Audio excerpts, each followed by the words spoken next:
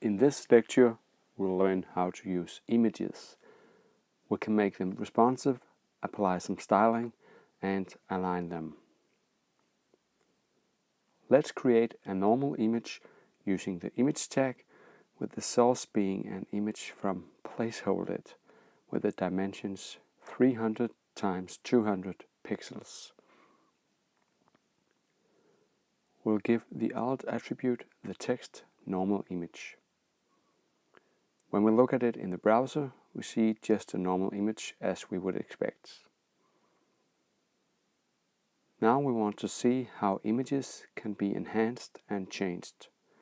First, we want to make it a responsive image so that they never become larger than their parent element. To do this, we simply add the class imgFloat. Let's take a look in the browser. We see that the image resizes with the width of the browser window.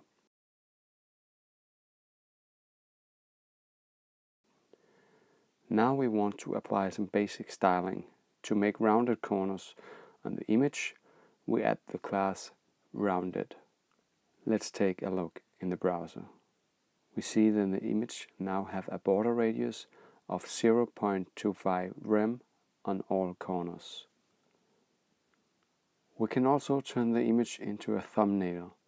This won't make the image smaller, but it will add some padding, a white background, and a thin border with rounded corners like before. To do this, we use the class imgThumbnail. When we look in the browser, we now see the thumbnail image style. Images can easily be floated left or right.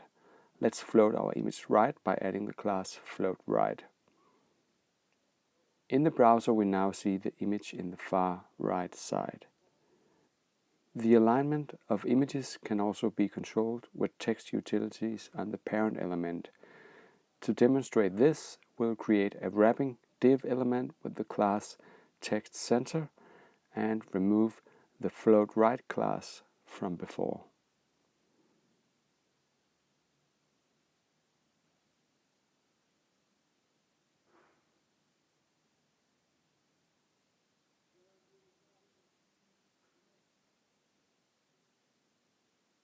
Now we can see that the image is centered.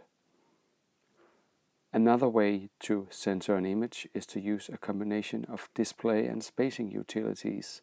First, we'll remove our wrapping div from before. Then we'll add the classes dBlock and mxAuto to our image tag. The display utility class turns the element into a block level element, which is necessary for the spacing utility class to work. It sets the left and margin to auto, which will center any block level element. In the browser, we can now see that the image is still centered. We have now learned how to use images. Go on and continue with the coding exercise, which will help you learn how to use this kind of content. In the next lecture, we'll learn how to use figures.